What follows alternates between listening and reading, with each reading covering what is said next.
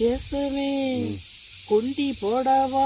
இங்கே திரும்பினா ஆம்பளை, இங்கே திரும்பினா ஆம்பளை, வாத்தியார் ஆம்பளை, வாட்ச்மேன் ஆம்பளை, அலுவலகம்னா ஆம்பளை, குக்கு ஆம்பளை. நீங்கள் ஒரு 25 நாள் அங்கே உள்ள போய் இருக்கேன்னு வைங்களேன். தாவணி போட்ட, சுடிதார் போட்ட அக்காமாரு, பாட்டி, பெரியம்மா, இந்த மாதிரி மூட்டை பாட்டி எல்லாத்தையும் பார்த்து நீங்களும் செந்திலும் ஒரு 42 நாட்கள் வந்து அந்த அறையில் தங்கின மாதிரி சீனிவாசனும் அப்துல்லாவும் ஒரே இருக்கு.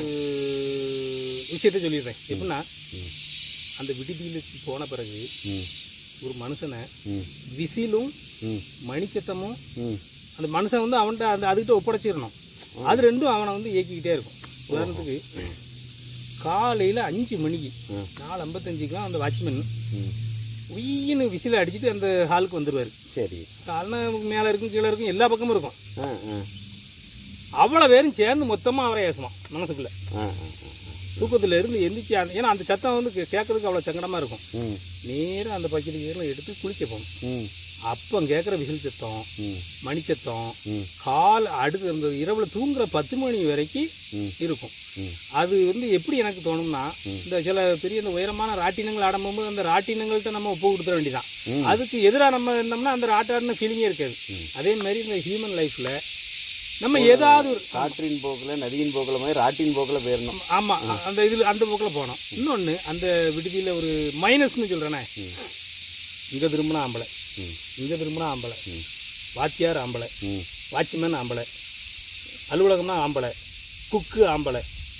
நீங்கள் ஒரு 25 நாள் அங்கே உள்ள போய் இருக்கேன்னு வைங்களேன். வீட்டுக்கு போயிட்டு வரதுக்கு உள்ள அந்த 25 நாளும் நீங்கள் மற்ற மகளிர் சகோதர அணிகளை நீங்கள் நினைக்கணும்னா, வீட்டுக்கு போய் ஊருக்கு போய் பஸ்ஸில் வரீங்களா அப்பவுமே பார்த்து வச்சுக்கணும். தாவணி போட்ட, சுடிதார் போட்ட அக்காமாரு, பாட்டி, பெரியம்மா, இந்த மாதிரி மூட்டை பாட்டி எல்லாத்தையும் பார்த்து மனசில் வச்சுக்கணும். அது மாதிரி அந்த பசி எடுக்க வைப்பதற்கு கூட இந்த விசில் சத்தமும் மணிச்சத்தமும் வந்து ஒரு காரணமாக அமையும் அப்படிங்கிறத அந்த நம்ம அரசு அலுவலர்களுக்கு பவானி சாகர் பயிற்சி மையத்தில் பயிற்சி கொடுப்பாங்க பார்த்தீங்களா. கேசவன் சார், இந்த எனக்கு என் வாழ்க்கையில் விடுதி வாழ்க்கைங்கிறதே முதல்ல துவங்கினது வந்து அந்த பவானி சாகரில். இந்த பவானி சாகர் போனதில் எனக்கு ஒரு மறக்க முடியாத எப்போதும் உள்ள ஞாபகம் ஒன்று. அப்படி வாங்க, பவானி சாகருக்கு வாங்க. சரி, பவானி சாகர் இப்போ நான் வந்து திருநெல்வேலி அலுவலகத்தில் வேலை பார்க்கும் போகும்போது அங்கே போனது. சரி, பவானி சாகருக்கு போகிறதே ஒரு பெரிய திருநெல்வேலியிலேருந்து ஈரோடு போய், ஈரோட்டிலேருந்து சத்தியமங்கலம் போய், சத்தியமங்கலம் டு பவானி சாகர். ஏன்னா அது வந்து அப்படி ஒரு உள்ளடங்கிய மாவட்டம் தான், இதில் கிடையாது. ஆமாம். அப்போ ஈரோடு டு சத்தியமங்கலம் போன உடனே நம்ம அந்த பஸ்ஸுனுக்கு தெரியுமா, டவுன் பஸ்ஸில் தான் அங்கேருந்து ஏறி போகணும். ஆமாம். நான் போய் ஒரு டீயை குடிக்கிறேன்னு போகிறேன். அங்கே வந்து ஒரு நபர் ஒரு கொட்டு மாதிரியான ஒரு பை, அந்த மேலம்லாம் கொண்டு வரோம். ஆமாம், அந்த மாதிரி ஒரு பெரிய பையை வச்சுட்டு ஒல்லியாக வாடலை. அவரை பார்க்கும்போதே நகைச்சுவை உணர்வு கொண்டு விடுற மாதிரியான ஒரு உருவம். அந்த ஆளை நான் வந்து டீ குடிச்சிட்டு ஒரு இடக்கா அவரை பார்த்து, ஐயா மேலே எங்கே போகுது அப்படின்னு அவர் சொன்னார். அவர் ஸ்லாங்கை பாருங்க, இது மேளம் இல்லை, ஒரு இதே இப்படி தான் இருக்குது ஒரு குரல். ஆமாம், நான் ஒரு அரசு ஊழியர், எங்களுக்கு ஒரு பயிற்சி, அங்கே போகிறேன் அப்படின்னு சொன்னார். அதில் அவருடைய ஸ்லாங் எல்லாமே ரொம்ப ஈர்ப்பாக இருந்த உடனே அவர் திரும்ப கேட்காரு, நீங்கள் எங்கே போகிறீங்க அப்படின்னாரு. நாங்களும் அதே வியாபாரத்துக்கு தான் போகிறோம் அப்படின்னு உடனே 2 பேரும் ஒன்றா பஸ்ஸில் ஏறி அங்கே பவானி சாகர் இன்ஸ்டியூட்டுக்கு போயிடுச்சு. அங்கே இந்த வரிசையில் நின்று இந்த டோக்கன்லாம் போட்டு ஏதோ ஒரு என்ட்ரன்ஸ் ஃபீஸ் ஒரு 300 உண்டு. அப்போ வந்து ஒரு அறைக்கு 2 பேர் தான் தங்குவாங்க. அதனால அப்படி போகும்போது வரிசையில் நானும் அவரும் சேர்ந்து போகிறதுனால எங்கள் 2 பேருக்குமே ஒரு ரூம் அலாட் ஆயிடுச்சு. அந்த மாடியில் அந்த ஹாஸ்டல் போயாச்சு. மாடியில் அந்த கடைசி ரூமில் இருக்கும்போது ராத்திரி 8-9 மணி ஆகிட்டுன்னு வைங்களேன். அவர் ரொம்ப காஷியஸான அல்ல. நான் ஒரு கட்டில் படுத்து எதையோ ஒரு புக்கோ எதையோ வாசிக்கிட்டு இருக்கேன்.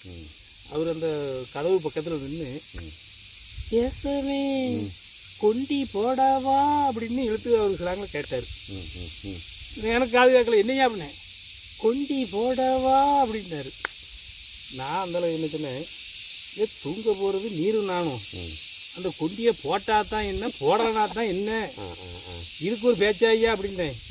இதை அதுக்கு வெளியே அந்த வராண்டாவில் இருந்து கேட்பாங்கல்ல, அவங்க உன்னிப்பாக கேட்டுட்டாங்க. அதுக்கு பிறகு அந்த செஷன் முடித வரைக்கும் மற்ற எல்லாருமே அவரே மாதிரி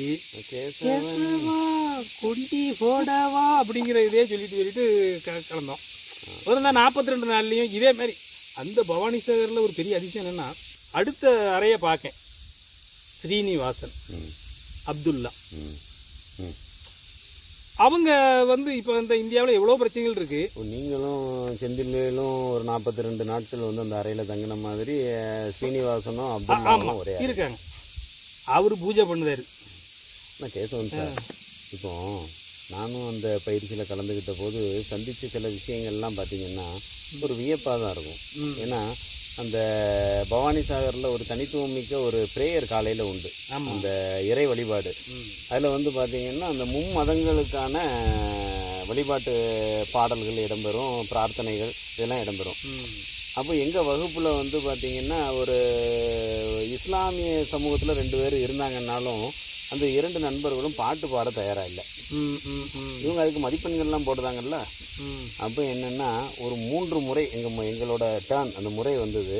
அந்த 3 தடவையும் நான் தான் அந்த இஸ்லாமிய பாடல்களை வந்து பாடினேன். அதில் ஒரு பெரிய சிறப்பு என்ன அப்படின்னா, எனக்கு மனமும் வந்து நான் பாடினேன். ஏன்னா நாகூர் அனீஃபாவோட அந்த பாடல்கள் வந்து அந்த குரல், அந்த அவருடைய அந்த கருத்து செறிவு, அந்த பாடலில் அந்த வரிகள் வந்து பொதுவாக பார்த்திங்கன்னா எல்லா மதத்துக்கும் பொருந்த மாதிரி தான் இருக்கும். அது மனித இனத்திற்கான மனித குலத்திற்கான பாடல்களாக தான் இருக்கும்.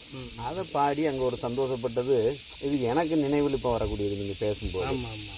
வேற என்ன சுவாரஸ்யம்னா என்னென்னா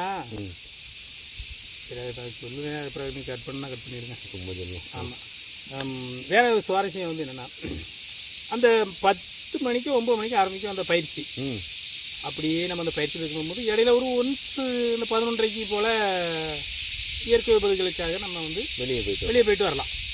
அப்படி இருக்கும்போது எங்கள் கிளாஸ்லேயே பக்கத்தில் அப்படி போய் யூரின் பாஸ் பண்ணுறதுக்கு போகிறோம். நம்ம அந்த இந்தியன் டாய்லெட் மாடலில் வந்து ஒரு 20 இது கட்டி விட்ருக்காங்க வரிசையாக. ஆமாம், நானும் இன்னொரு நண்பரும் போயிட்டு இருக்கோம். எங்களுக்கு முன்னால் ஒருத்தர் குண்டுன்னு ஒரு 52 வயசாக இருக்கும். ஆனாலும் வந்து பெரிய அதிகமான குண்டு, ஒரு பருமன். ஆமாம், அந்த ஒரு ரூம்குள்ளே அந்த ரெஸ்ட் ரூம்குள்ளே உள்ளே போனவர் கொண்டி தாழ்பால் போட மறந்துட்டார்.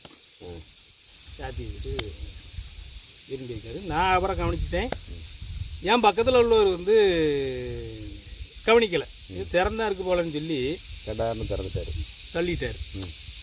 இவர் தள்ளவும் அந்த மனிதருக்கு இயற்கை உபாதையில் ஒரு காற்று பிரிப்பு டம்முன்னு அதில் இவர் கவுண்டர் பண்ணதான் எனக்கு இன்னும் மறக்கலை. ஏங்க உள்ள ஆள் இருக்குன்னு வாயில சொல்லி பழகுங்க. ஏன்னா வாழ்க்கையில் சில விஷயங்கள் பொருட்படுத்தவே முடியறனாலுமே மறக்காது. எதுக்குங்க எவ்வளோ பெரிய வெடிகுண்ட வெடிக்கு அப்படி ஆள் உள்ள இருக்குன்னு சொல்ல வேண்டியதாங்க. தமால்னு ஒரு சத்தத்தை. இலக்கியம் எங்க இருந்தாலும் பிறக்கும்ல. அதாவது சில இயற்கை உபாதைகள், இயற்கையில் நமக்கு வந்து உடம்பு வந்து எழுப்பக்கூடிய அந்த ஓசைகள், அது வந்து இந்த இன்னைக்கு காலையில் கூட ரயிலில் வரும்போது கேசவன் சார் ஒரு நல்ல நிம்மதியான உறக்கம், ஒரு பெரிய ஒரு இருந்தார், உறக்கத்தில் இருந்தார். அந்த குரட்டை சத்தத்தை பார்த்தீங்கன்னா அது ஒரு ரிங்காரம். ஆமாம் ஆமாம் ஆமாம். அந்த அந்த அந்த குழந்தைகள் அதை ரசிக்கிறதும், அந்த குழந்தைய கூட்டிகிட்டு வந்திருக்கிற அம்மா வந்து அதை ஒரு மெல்லிய புன்னகையோட அந்த குரட்டையை வந்து பார்த்து சிரிக்கிறதுங்கிறதெல்லாம் ஆமாம் மனித வாழ்வியலில் இது என்ன, இந்த குரட்டையாக இருக்கட்டும், ஏப்பமாக இருக்கட்டும், தும்மலாக இருக்கட்டும், விக்கலாக இருக்கட்டும், ஏன் நம்ம இப்போ சொன்ன அந்த காற்று பிரிதலாக கூட இருக்கட்டும், இந்த வாயுவெல்லாம் உள்ளே இருந்து கலதை கஷ்டப்படுத்துறதுக்கு அது பிரிதல்ங்கிறது வந்து சுகமான ஒரு அனுபவம் தானே. முடிந்த வரையில் அது வந்து பிறருக்கு இடையூறு இல்லாமல் இருக்கணும், அவ்வளோதான். அந்த நீங்கள் சொல்லுவீங்கள்ல அடிக்கடி, அந்த பிரபஞ்சத்தில் வந்து எங்கெங்கோ இருக்கக்கூடிய மனிதர்களை வந்து ஒருங்கிணைக்கக்கூடிய ஒரு விஷயமாக இந்த அரசு அலுவலர்களுக்கு கிடைக்கக்கூடிய பயிற்சி இருக்குன்னு சொல்லுவீங்கல்ல. வந்து இப்போ நமக்கு உள்ள ஒரு பெரிய வாய்ப்பே, ஒரு நீங்கள் கடை வச்சுருந்தீங்கன்னு வைங்களேன், உங்கள் பக்கத்து கடைக்காரு ஒரு வேளை அவர் வந்து மாறாமல் 25 வருஷமும் அதே இடத்துல தான் இருப்பார். ஆனால் இன்னைக்கு உங்கள் பக்கத்து இருக்கையில் இருக்கிற ஒரு மனிதர் இன்னும் 2 வருஷம் கழிச்சு வேற எங்கேயோ இருப்பார். அன்னைக்கு வந்து உங்கள் பக்கத்தில் யார் இருப்பாங்கன்னே தெரியாத ஒரு சஸ்பென்ஸ் இருக்குல்ல. இந்த பக்கத்தில் ஒருத்தாள் இருப்பார். 3 வருஷத்துக்கோ 4 வருஷத்துக்கோ இடையில மாறி மாறி மாறி போகிற இந்த வாழ்க்கை. ஆனால் நம்ம ரொம்பலாம் அந்த வண்டினங்கள் வந்து இவ்வளவு அதுக்கு ஒவ்வொரு தங்களுக்குள்ள கதை பேசுது, நம்ம பேசணும்ல. ஆமாம், அதுமாரி அதுக்குள்ளே கதை பேசுது. புதுசாக 2 பேர் வந்திருக்கான். ஆமாம், வனப்பகுதிகளில் அப்படின்னு. ஆமாம், எங்களுக்கு இங்கே வரதுக்கு வேலையே இல்லை. அவங்களுக்கு அங்கே கடை வச்சு பொருள் சேர்த்துட்டு இருக்க வேண்டியதுன்னு இங்கேயா வந்து இதை பார்த்துட்டு இருக்காங்க. சனி ஞாயிறில் ஒரு தனி பிஸ்னஸை வாக் பண்ணுறாங்க.